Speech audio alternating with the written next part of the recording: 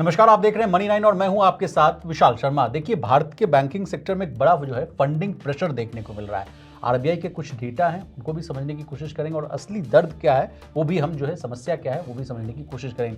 खबर ये आ रही है कि क्रेडिट यानी जो लोन ग्रोथ है वो कहीं ना कहीं फिर से जो है वो बढ़ता हुआ नजर आ रहा है। किसके अनुपात में? तो डिपॉजिट जो है उस ग्रोथ के हिसाब से। आरबीआई का डेटा कह रहा है कि रेपो रेट में हमने 125 बेसिस पॉइंट कटौती की, लेकिन डिपॉजिट रेट्स में जो है सिर्फ और सिर्फ 100 बेसिस पॉइंट की कमी आई है। यानी सारी बातों का अगर लबो-लुआब देखा जाए, आसान भाषा में समझा जाए, तो बैंकों ने पूरी जो राहत है वो ग्राहकों को पास ऑन नहीं की है, क्योंकि बड़ा कारण ये माना जा रहा है कि उनके पास जो है फंड की कमी है। अब चूंकि मामला जो है बैंकिंग सेक्टर से जुड़ा हुआ है, क्रेडिट वाला ग्रोथ और डिपॉजिट वाला ग्रोथ जो है, इस बड़े जटिल मामले को जो है आसान भाषा में समझाने के लिए हमारे साथ मौजूद हैं प्रवीण शर्मा सर। प्रवीण सर, आपको बहुत स्वागत है। Thank you Vishal, thank you sir. ये फिर से वो मामला आ गया सर कि बैंक्स जो हैं ज़्यादा कर्ज बांट रहे हैं और अपने पास पैसा है नहीं। फिर दूसरी खबर ये मुझे जो क्रक्स समझ में आ रहा है सर कि जो पास ऑन करने वाली जो दिक्कत है, आरबीआई कई बार फटकार लगा चुका है कि जो चीज़ हम कर दे रहे हैं आपको पास ऑन, वो आप प्लीज़ कस्टमर्स को क्यों नहीं पास ऑन कर पा रहे? तो क्या पेंच फंस रही है सर? नहीं, देखिए, इसमें ये जो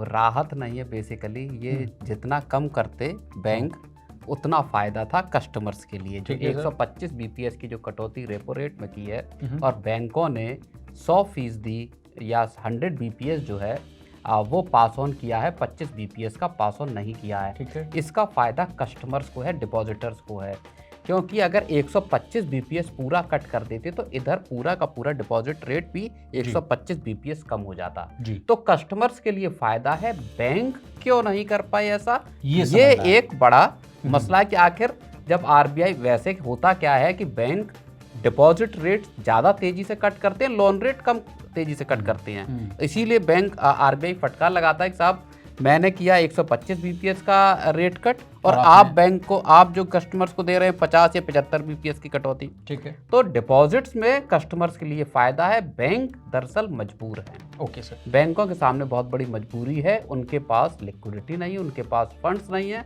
और एक बड़ा कंपटीशन है, जिस वजह से बैंक रेट कट नहीं कर पा रहे। चलिए सर, तो अब बैंक्स जो दिक्कत आप बता रहे हैं सर, उसके कारण को भी हम समझने की कोशिश करते हैं। क्यों उनके पास फंड्स नहीं है? क्या वही कारण आप बताएंगे सर जो कहा जा रहा है कि ओवर फाइनेंशियलाइजिंग, या जिस तरह से लोगों के पास अच्छी अपॉर्चुनिटी आ गई है, बाजार में वो पैसा लगा रहे हैं, दूसरे एसेट क्लास में पैसा लगा रहे हैं, इस वजह से बैंकों के डिपॉजिट्स में गिरावट है? नहीं, देखिए, अब इसके पीछे आंकड़े हैं। 2023-24 से अगर आप दिसंबर 2025 के बीच का आंकड़ा देखेंगे तो डिपॉजिट ग्रोथ रही है 9%। ठीक है। जबकि क्रेडिट ग्रोथ जो है वो तकरीबन 11.5%, 11.3% की रही है।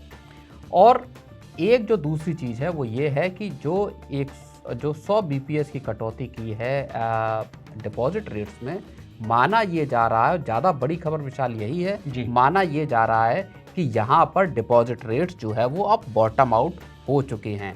इसके बाद इसके नीचे अब नहीं गिरेंगे, इसके नीचे नहीं जाएंगे। ये कस्टमर्स के लिए, डिपॉजिटर्स के लिए एक बड़ी अच्छी खबर है। यहाँ से माना ये जा रहा है, खबरें ये बताती हैं कि इसके बाद अब बैंक जो है वो डिपॉजिट रेट्स बढ़ा सकते हैं। तो आने वाले वक्त में जो ग्राहक डिपॉजिट कराना चाहते हैं, एफडी कराना चाहते हैं, उनको हो सकता है अब के मुकाबले थोड़ा ज़्यादा इंटरेस्ट रेट मिलता हुआ दिखाई दे। यहाँ पर आपने जो 23-25 वाला आंकड़ा बताया सर, 21-24 में आंकड़ा सीधे उलट था। डिपॉजिट उस समय जो है 12% की थी और क्रेडिट जो थी, क्रेडिट ग्रोथ जो है 17.6% यानी 18% के आसपास का था। यानी सर जो परेशानी जो है, हमारे कमेंट सेक्शन में लोग व्यूअर्स लिखते थे कि एफडी अभी करा रहे हैं तो 6%, 7%, सीनियर सिटीजन को 8.5% मिल रहा है, बड़ा कम है। तो अब धीरे धीरे इसमें उछाल देखने को मिलेगा। बिल्कुल। अब देखिए, ये 23-24 की जो आपने क्रेडिट ग्रोथ बताई 17.6%, जबकि डिपॉजिट ग्रोथ जो है थी वो केवल 11.9% थी। सबसे बड़ा जो गैप था वो यही दिखाई दिया था क्रेडिट और डिपॉजिट ग्रोथ के बीच का। इसके ठीक अगर आप पहले देखेंगे 17-18 से 21-22 के बीच में, तो डिपॉजिट रेट ज़्यादा था, 10.5% था, जबकि क्रेडिट ग्रोथ जो थी वो 8.7% ही सिर्फ थी। तो एक ट्रेंड रिवर्सल हमने इसके बाद देखा, जहां से फिर क्रेडिट ग्रोथ लगातार ऊपर आती गई।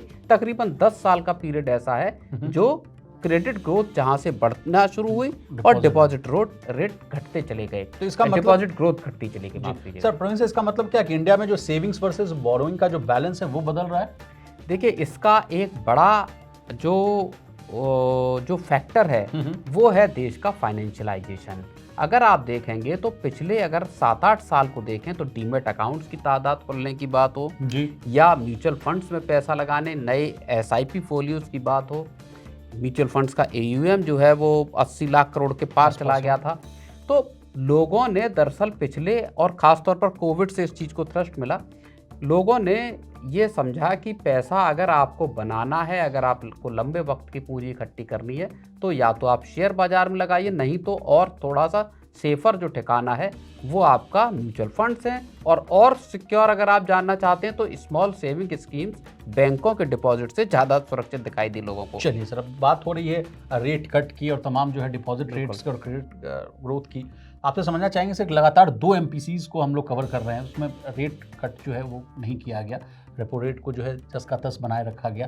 क्या आगे भी इसकी संभावना सेम है सर कि आगे भी रेट कट नहीं होंगे या रेट बढ़ने की भी आशंका है? नहीं, अब यहाँ से ये माना जा रहा है कि अब यहाँ से विशाल रेट बढ़ने की बहुत बड़ी आशंका यहाँ से पैदा हो रही है जी। महंगाई का नंबर हमारा कल परसों ही आया है जी। जिसमें 3.4% पर रिटेल इन्फ्लेशन पहुँच गया है।